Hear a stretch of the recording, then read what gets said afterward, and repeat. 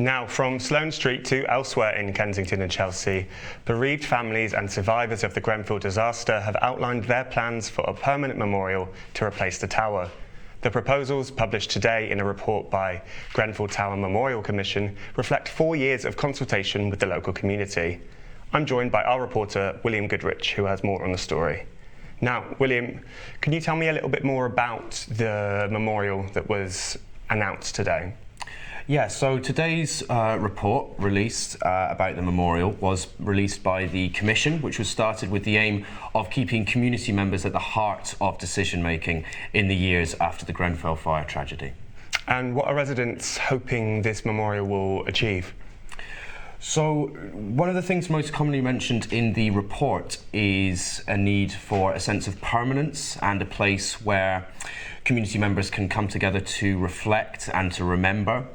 Now, I spoke to Joe Delaney at the activism group Justice for Grenfell, and he takes a much more sceptical view of the government's proposals and the recommendations of the report. He says that many of the residents, and particularly the bereaved, are really looking for the preservation of the building and also the formation of gardens on each side of the walls. Now, what this would do is not only prevent the residents from being exposed to the distressing sight of the tower, it would also preserve it as a vital piece of forensic evidence for future investigations.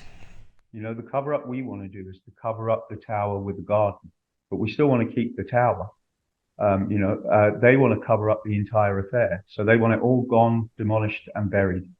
And to me, that would be an incredible disrespect the dead, would be an incredible disrespect for the bereaved, would be an incredible disrespect for the people of the estate, who I think should be given more priority.